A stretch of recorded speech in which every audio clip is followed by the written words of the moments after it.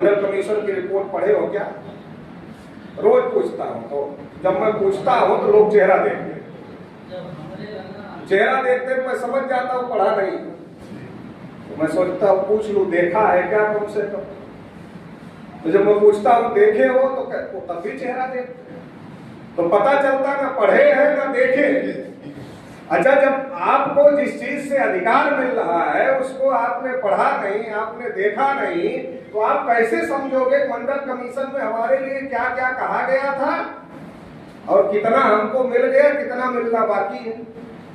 कितने लोगों को पता है मंडल कमीशन की अभी तक केवल 2 सिफारिशें लागू हुई, बाकी लागू नहीं? कितने ओबीसी के लोगों को पता है? नहीं पता है। क्यों नहीं पता है? क्योंकि हमको देश दुनिया की चिंता है, अपनी चिंता छोड़। ओबीसी के लोगों को सारी दुनिया की चिंता है, अपनी चिंता नहीं है, बाकी सबकी चिंता है, और इसलिए इनको हक अधिकार नहीं मिलते। तो अभी सरकार ओबीसी के साथ में फिर से धोखाधड़ी कर रही है। 78 साल आजादी के हो गए, हमारी गिनती नहीं, जानवरों की हो रही, और संख्या हमारी कितना है? 60 से 65%, 52% तो 1931 में थी। बिहार में गिनती हुई 64% है। अगर देश में गिनती हो तो जानकार ये कह रहे हैं कि 64 से 65% हो सकती है। तो ये जो 60 से 65% आबादी के लोग हैं, इनके साथ धोखा कैसे सरकार करने की हिम्मत कर लेती है? ये बड़ा सवाल है ना कि 60-65% आबादी वाला जिधर जाएगा उसी की सरकार बनेगी, माइनस ओबीसी किसी की सरकार नहीं बनेगी। तो ये 60 से 65% आबादी वाला जो है, इसके साथ कोई सरकार धोखेबाजी करने की हिम्मत क्यों कर लेती? तो इसके साथ धोखेबाजी करने की हिम्मत इसलिए कर लेती है कि ये 60-65 वाला अपने हक अधिकार को लेकर जागृत नहीं। तो ये वोट कैसे देता है? किसको हराना है, इसके लिए वोट देता है। किसको हराना है, इसके लिए वोट देता है। जाति के आदमी को टिकट मिल गया, इसके लिए वोट देता है। मुसलमान के खिलाफ कौन काम कर रहा है, इसके लिए वोट देता है। अपने हक अधिकार के लिए वोट नहीं देता है।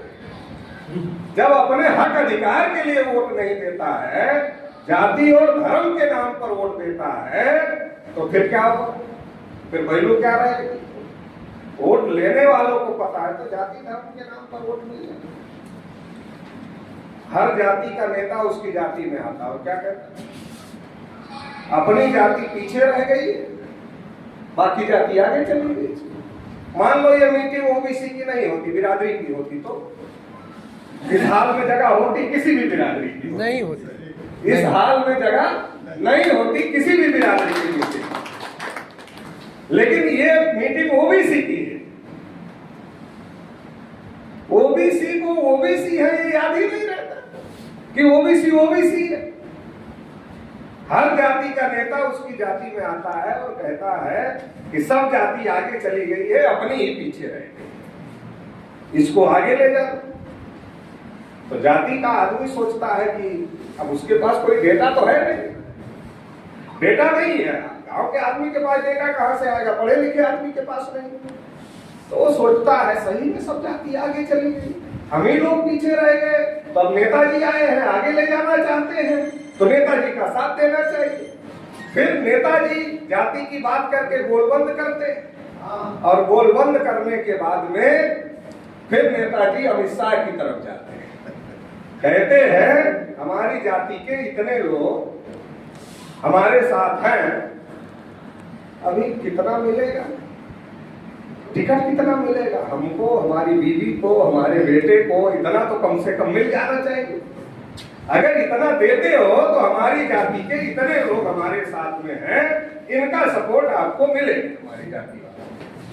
तो अभी ये चल रहा है।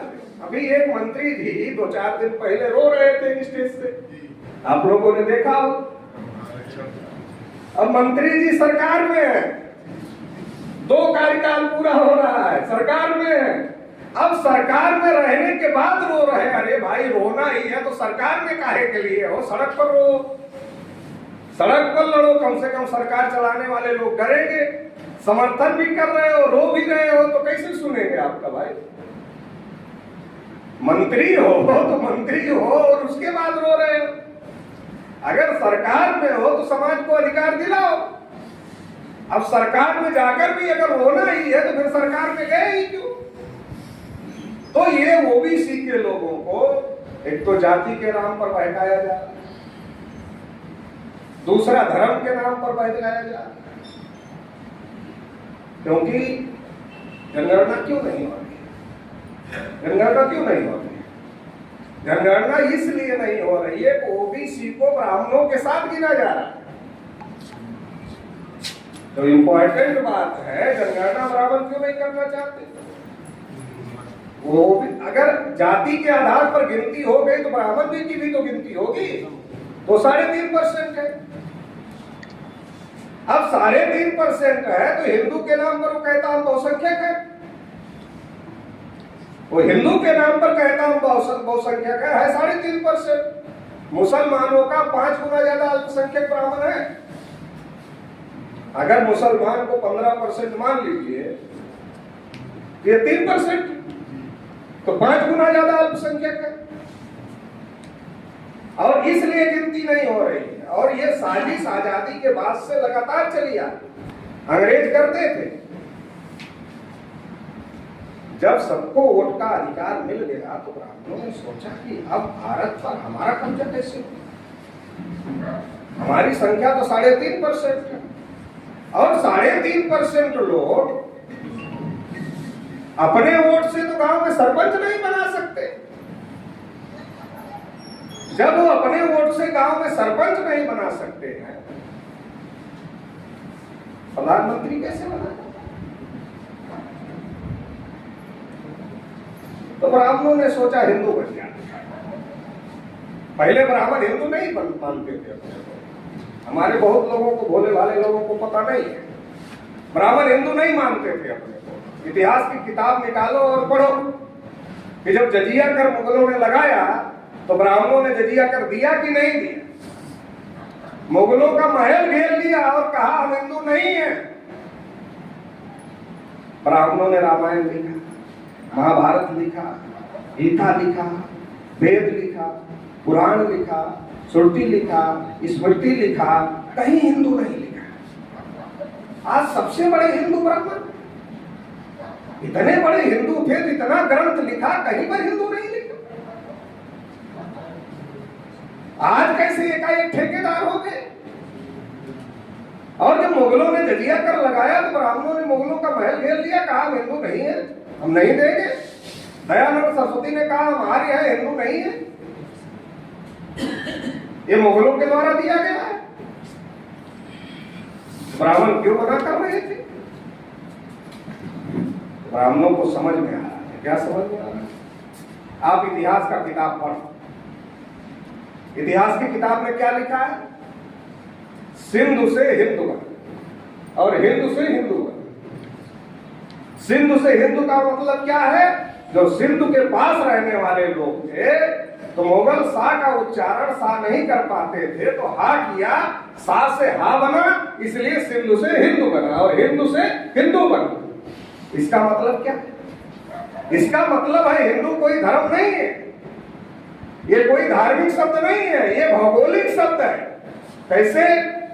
जैसे जौनपुर वाला लिखता है जौनपुरिया, प्रतापगढ़ वाला लिखता है प्रतापगढ़ी, इलाहाबाद वाला लिखता है इलाहाबादी। अब इलाहाबाद वाले को अगर आप प्रतापगढ़ी कहोगे तो क्या कहेगा? कहेगा हम प्रतापगढ़ी नहीं, हम इलाहाबादी हैं। ऐसे जो ब्राह्मणों को मुगलों ने कहा हिंदू हो, जजिया टैक्स दो, ब्राह्मणों ने कहा हम यहाँ के नहीं है, सिंधु के हम नहीं है, हम इसलिए हिंदू नहीं, तुम जो हिंदू हमको कह रहे हो हम नहीं देंगे टैक्स। क्योंकि वो जानते थे हम यहाँ के नहीं, हम बाहर से आए, इसलिए उन्होंने कहा हम नहीं है और नहीं देंगे और नहीं दिया उन्होंने। लेकिन जब एडल्ट फ्रेंचाइज का मामला चला और इनको लगा कि अब सबको वोट का अधिकार मिल जाएगा, तो पहले तो ये विरोध कर रहे थे, कह रहे थे केवल पढ़े लिखे आदमी को वोट देना चाहिए। केवल टैक्स देने वालों को वोट का अधिकार मिलना चाहिए। लेकिन बाबा साहब अम्बेडकर ने कहा गोलमेज सम्मेलन में कि सबको वोट का अधिकार मिलना चाहिए, अनपढ़ आदमी को भी मिलना चाहिए, जो बालिग हो जाए ऐसे हर व्यक्ति को वोट का अधिकार मिलना चाहिए। तो इन लोगों ने कहा वोट कैसे डालेगा अनपढ़ आदमी? तो बाबा साहब ने कहा साधारण तरीका है कि चुनाव निशान बना दो। चुनाव निशान बना, जैसे कोई आदमी खड़ा हुआ इलेक्शन में, मान लो रामलाल जी खड़े हुए, अब रामलाल जी खड़े हुए इलेक्शन में और बैलेट पेपर में रामलाल लिखकर आ गया तो अनपढ़ आदमी पढ़ नहीं पाएगा, वोट डाल नहीं पाएगा। तो बाबा साहब ने कहा चुनाव चिन्ह बना दो। अब अगर रामलाल जी खड़े हुए और उनको चुनाव चिन्ह मिल गया गैस सिलेंडर, आजकल बड़ी किल्लत है अगर उनको चुनाव चिन्ह मिल गया गैस सिलेंडर, तो प्रचार क्या हो जाता है? रामलाल जी गैस सिलेंडर पर खड़े, यह प्रचार हो जाता है। और जब ये प्रचार हो जाता है तो अनपढ़ आदमी जब वोट डालने जाता है तो अनपढ़ आदमी क्या देखता है?